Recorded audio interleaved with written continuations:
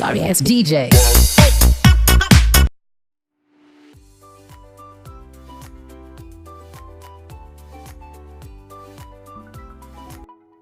Hola a todos, mi nombre es Rodolfo Rolas Aguilar y este es un video para ayudarnos a estudiar a todos nuestros compañeros de la Ingeniería de la Informática del tercer semestre. Hoy vamos a hablar sobre el almacenamiento y la gestión de la información, así como de qué es el almacenamiento, la gestión, cómo realizarla, qué es la información, algunos sistemas que se los tocarán más adelante mis compañeros y tipos de almacenamiento, bueno, más bien dispositivos donde podemos almacenar información, etcétera, etcétera. Hoy en la actualidad existen diferentes tipos de archivos que podemos guardar, tales como documentos de texto, imágenes, sonidos, videos, páginas web, listas de enlace, se podría decir que como las cookies o el historial que nosotros buscamos en el navegador, en los cuales se pueden almacenar como en archivos, como PDF, Word, etcétera, etcétera, hojas de cálculo. Para ya empezar bien, vamos a hablar sobre lo que es el almacenamiento. El almacenamiento es el proceso y la consecuencia de almacenar, pero más bien dicho, o otra forma sería como un establecimiento que funciona como un depósito en el cual puedes guardar cosas, y para esto existen diferentes dispositivos como el disco duro, disco duro sólido, la nube, las memorias USB, entre otras cosas que más adelante hablarán mis compañeros. Bueno, ahora hablaremos sobre lo que es la gestión de la información. La gestión de la información es el proceso en el que se controla la vida de una información.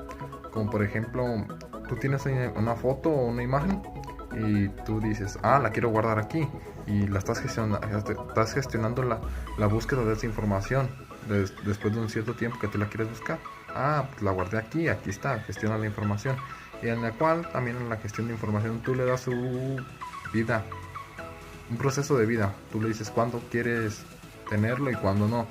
Un claro ejemplo, como cuando dices, tengo esta canción, y pasa un tiempo y dices, no, pues ya no me gusta, y ya la eliminas. La canción es información, pero en un audio, y cuando decides eliminarla, pues ya sí concluyó su ciclo de vida.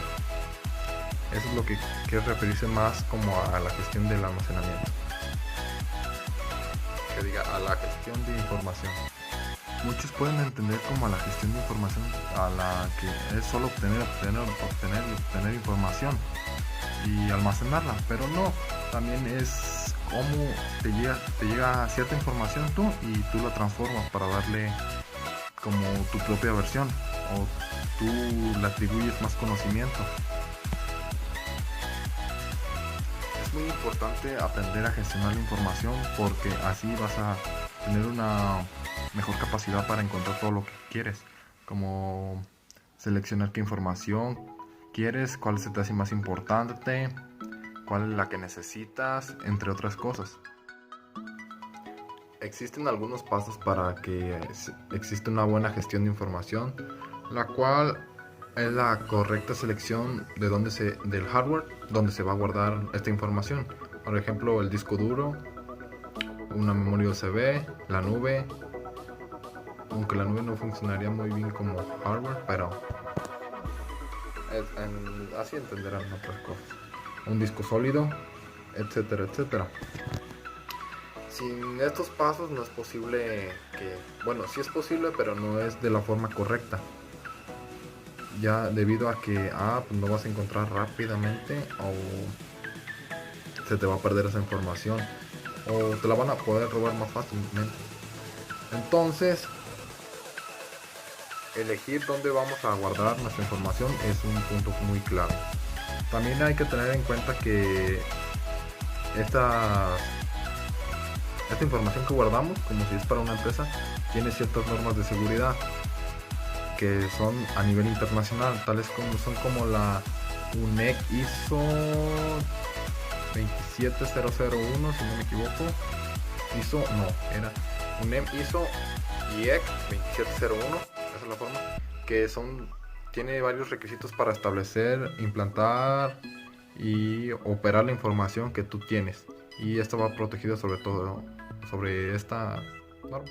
Yo solo hablé poquito del almacenamiento debido a que mis compañeros más adelante les van a explicar sobre los tipos de almacenamiento, qué más hay sobre almacenamiento, dispositivos de almacenamiento, etcétera, etcétera. Por eso yo lo toqué así por encimita y espero que esto les ayude para estudiar el examen y lo podamos pasar todos. Buenas tardes, mi nombre es Esmeralda Soldaño Villafaña y a mí me tocó explicarles lo que es tecnología y fuentes de información. Bueno, para empezar, ¿qué es la tecnología? La tecnología es un conjunto de instrumentos o recursos, técnicas o procedimientos para emplearse en un determinado campo o sector. Un ejemplo de esto sería la tecnología médica o tecnología científica, entre otros. Ahora, ¿qué son las tecnologías de la información y comunicación? Estos son igualmente llamadas TICs y es un conjunto de tecnologías desarrolladas para gestionar información y enviarla de un lugar a otro. Son de fácil acceso a todo tipo de información y con instrumentos para todo tipo de proceso de datos. Una fuente de información son diversos tipos de documentos que contienen datos útiles para satisfacer la demanda de información o conocimiento. Para esto, conocer, distinguir y seleccionar las distintas fuentes que sean adecuadas es parte del proceso de investigación. Las fuentes de información contienen elementos. Uno de estos es la fuente, que es el origen de la información o contenido que se va a enviar. Otra sería el emisor, que es el encargado, ya sea persona o institución, de transmitir dicha información. El receptor es la persona u organización al que se dirige el mensaje. En este caso existen dos tipos de receptores: pasivo, que es el que solo se limita a recibir el mensaje, y activo, que es el que recibe el mensaje y lo almacena. Otro de los elementos es el mensaje, que es el contenido de la información que se va a enviar. Y por último, el medio o canal, que es la vía por la cual se transmite la información, estableciendo una conexión entre el emisor y el receptor. También existen tipos de fuentes de información. La primera es la primaria, que es la información nueva y original. En este caso, los ejemplos serían libros, revistas, periódicos o artículos que salieran con información del momento. Otro de los tipos es secundarios, que contienen la información organizada y es la extracción o reorganización de los documentos primarios. En este caso, el ejemplo sería enciclopedias, antologías, directorios o artículos que interpreten otros trabajos o investigación de las fuentes primarias. Y de mi parte ha sido todo. Hola, buenas tardes. Mi nombre es Fabricio Caronel y hoy les estaré hablando acerca de los dispositivos de almacenamiento o tipos de almacenamiento. Para empezar, ¿qué son los dispositivos de almacenamiento? Las unidades de almacenamiento son básicamente dispositivos capaces de leer y escribir la información con el propósito de almacenar dicha información para posteriormente consultarla, guardarla, editarla. Estos dispositivos también se le conoce como unidades de almacenamiento secundario, ya que almacenan la información en su interior. Son dispositivos capaces de almacenar la información dentro en sí mismos, facilitando de esta manera el transporte de la información y la distribución de dicha información en diferentes equipos. Podemos mencionar que hay tres tipos de almacenamiento, entre los cuales conocemos los tres tipos principales: dispositivos de almacenamiento por medio magnético, los dispositivos de almacenamiento por medio óptico, dispositivos de almacenamiento por medio electrónico. A continuación, les mencionaré las principales características de los dispositivos de información por medio X, ya sea medio óptico, magnético y electrónico. Su ventaja reside en que en ellos permiten almacenar grandes cantidades de información en pequeños volúmenes. Dispositivo de almacenamiento óptico. La principal función de los dispositivos de almacenamiento por medio óptico es almacenar archivos multimedia, como música, fotografías y videos. Los dispositivos de almacenamiento por medio electrónico utilizan circuitos electrónicos para almacenar la información, los cuales no necesitan moverse para efectuar la función. Bases de datos. Antes de explicar lo que es este concepto, tenemos que quitarnos algunos conceptos erróneos que se tienen, que se han formado con el tiempo. Una base de datos no es exclusiva de software o de computadoras. Las bases de datos vienen aún antes que esto. Las bases de datos provienen de la necesidad del ser humano de almacenar su información, lo que podría resumirse como que es un conjunto de datos que se almacenan para ser posteriormente utilizados. Una vez definido lo que es una base de datos, vamos a su clasificación. Estas se dan dos tipos: bases de datos estáticas y bases de datos dinámicas. Esto, como implícita en su nombre, las estáticas no cambian, mientras que las dinámicas con el tiempo vamos cambiándolas, agregando, quitando, etc.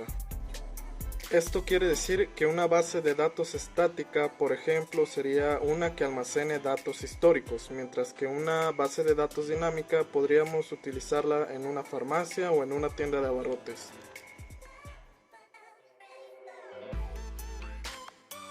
Los repositorios de información es un sitio centralizado donde se mantiene y se almacena la información digitalizada. Actualmente se almacena en una base de datos o archivos informáticos. Los repositorios de información se distribuyen a través de una red informática como Internet, o también por medios físicos como un disco compacto o un USB, etc. Ahora, se conocen o son más populares dos tipos de repositorios de información: uno que es el institucional y el otro es el temático. El institucional son todos los reflejos de desarrollos científicos de una institución, tales como el de una universidad, el de un departamental, instituto o sociedades científicas. El académico ya son información o archivos de investigadores de un instituto que en sí investigan un tema en específico o una rama en específico. Ahora, podemos acceder a esa información públicamente, fácilmente en internet, y hay otras que sí necesitamos un grado de verificación para acceder a ella. I get asked the question a lot about when will we see robots take over the world, and you could argue that in some places they already have. En este caso, vamos a presentar la base de datos especiales. Muchos se preguntarán qué podría ser una base de datos especial a comparación de una base normal. Este tipo de base de datos se pueden considerar como un gran almacén de información muy similar a la otra, pero con la diferencia de que esta está compuesta de documentos y textos impresos en papel y pues obviamente en físico, y organizados para su consulta. Actualmente, y debido al desarrollo tecnológico de campos como la informática y la electrónica, la mayoría de bases de datos están en formato digital o electrónico, y por ende se ha desarrollado y se ofrece un amplio rango de soluciones al problema del almacenamiento de datos. Muy bien, en cuanto a lo que engloba las bibliotecas electrónicas, serían las bases de datos bibliográficos, que en este caso serían una base de registros que puede tener un soporte físico, como podrían ser las fichas impresas, los catálogos en papel, o frecuentemente tener un soporte electrónico, como sería el CD-ROM o catálogo en línea. Estas bases de datos suelen tener formato electrónico y se consultan a través de internet.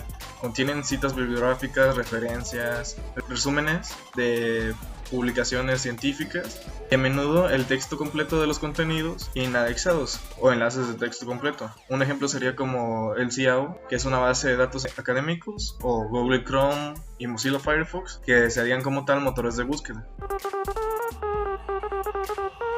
Y en cuanto a lo que sería una biblioteca electrónica, podemos referirnos a un centro de recursos que se encuentran disponibles en formato digital dentro de una página web, como podrían ser documentos PDF, documentos de Word, imágenes, archivos de música, de voz, referentes a un tema en particular, lo cual se puede acceder por medio de computadoras o cualquier otro aparato electrónico que tenga acceso a internet. Y es importante recalcar que si no, obviamente no tienes conexión, no puedes recibir ninguno de estos beneficios o tal cual es revisar estos documentos.